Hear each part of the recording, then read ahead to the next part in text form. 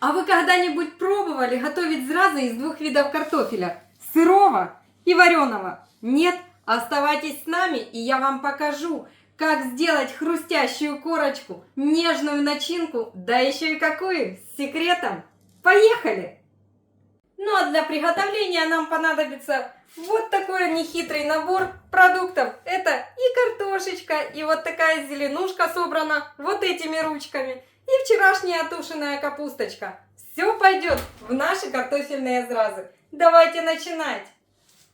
Картофеля у нас килограмм. Половина килограмма мы сварили. Это вчерашний картофель в мундире. А полкилограмма просто сырой картофель. И в первую очередь мы его будем натирать. Натираем сразу же в чашу, где будем замешивать тесто. На крупной терке натираем. Ох, и нелегкая же эта работа. Тянуть бегемота из болота и натирать картофель. Да и все, что угодно натирать. Но ничего, мы справились. Сочный натертый картофель отставляем в тень. Берем другую емкость. Берем вареный картофель. Ведь изюминка нашего рецепта в двухкомпонентном картофеле. Вареном и сыром. И просто вот так разминаем толкушкой для пюре. Это и разминка, и готовка одновременно. Наш помятый, раздавленный картофель высыпаем к сырому натертому. И практически все уже готово. Мега быстрый, мега простой рецепт вот таких постных картофельных зраз. Вот так прикрываем натертый картофель пюрешкой, чтобы он не потемнел. И отставляем в сторону. От себя добавляю изюминку в этот рецепт. Еще сюда добавлю зелени. Я знаю, что она при жарке станет темной, но ничего, мне так нравится. Тем более эту зелень я насобирала у нас в балке, нарвала своими руками. И это еще более вкусно, чем то, что куплено на рынке или в магазине. Мелко нарезаем. Яркая весенняя зелень нарезана. Вот это запах такой дикого лука, джусая, китайский лук. Это просто нечто. Поэтому я и добавляю его весной практически во все свои блюда. Мне очень нравится. Конечно же, мы подсолим буквально половину чайной ложки соли. Я знаю, что сырой картофель соль впитывает. Поэтому ничего страшного, если что, досолим. Так, плюс этого рецепта в простоте и в необычном, но очень приятном вкусе. Добавляем сюда муку. Сразу добавим 2 столовые ложки с большой горкой и начинаем перемешивать.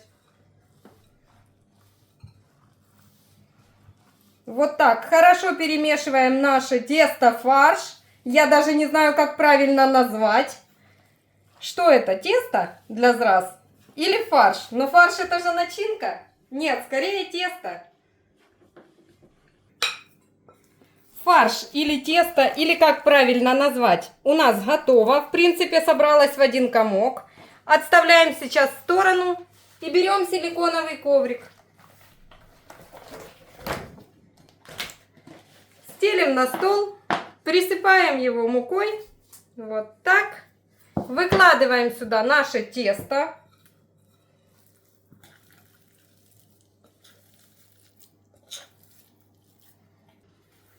Тесто слегка подмешиваем в муке. На килограмм картофеля нам понадобился целый стакан муки. Поэтому рассчитывайте на то, что муки понадобится много. Но зато нет яиц. Окончательно вмешиваем муку, чтобы тесто не так сильно прилипало к рукам. Можно, конечно, раскатать, присыпать хорошо тесто и раскатать один большой пласт, порезать его, положить начинку и защипнуть. Но мы будем делать, как обычные зразы. Так, тесто вот так разравниваем в колбаску, даже в прямоугольник. И сейчас разделим его на равные части.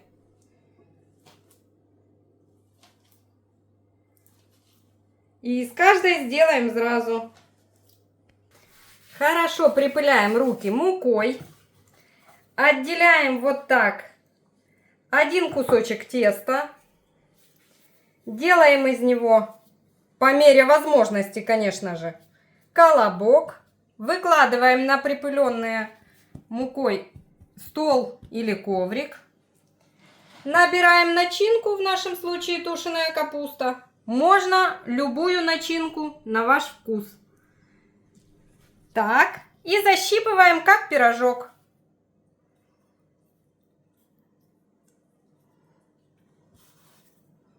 Хорошенечко защипываем. Вот так. Формируем котлетку.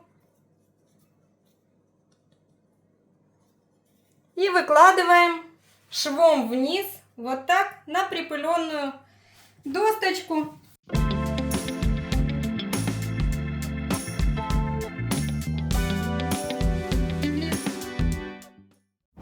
Из нашего теста получилось 9 вот таких прекрасных, больших, я бы сказала, картофельных зраз. Сковорода нагрелась, масло мы на нее налили, выкладываем на горячую сковороду. Конечно, обжаривать мы их будем не на сильном огне, а меньше среднего. У нас зразы крупненькие, поэтому мы никуда не спешим и ждем, пока они хорошо прожарятся со всех сторон. Можно их также запекать в духовке, перед этим противень смазываем растительным маслом, ставим и запекаем до полной готовности. Ну что ж, я вижу, зразы уже начали поджариваться хорошо. Переворачиваем аккуратно, вот так.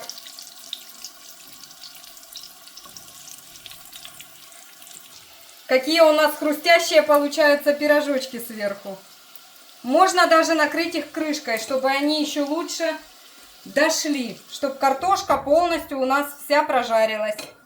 Смотрите, наши зразы уже полностью прожарились, пропеклись. Какая хрустящая корочка. А, класс. Ну что, давайте же выкладывать все это на блюдо. Можно, конечно же, выкладывать это на полотенце сухое.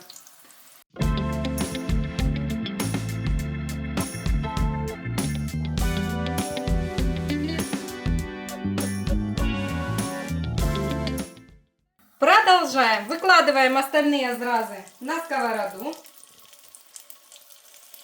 С одной стороны мы их жарим 4 минуты до румяной корочки. Затем переворачиваем и 5 минут, это я уже засекла, поджариваем под крышкой. Друзья, посмотрите, какие красивые картофельные зразы у нас получились. Они, конечно же, снаружи похожи на пирожки, но поверьте мне, они очень нежные внутри и очень хрустящие снаружи. Я достаю первый, который уже немножечко остыл. Давайте я его вот так разломаю и покажу вам. Смотрите, сколько начинки. Нежнейшее картофельное тесто. Они такие ароматные и такие аппетитные, что просто невозможно остановиться. Так, пробуем. Ну, конечно, картошка с капустой, что может быть вкуснее? Берите этот рецепт себе на заметку. Это отличнейший вариант для семейного обеда. Посмотрите еще раз, какие они у нас пузатенькие, сколько много начинки. Картошка, капуста. Бомба! До новых встреч!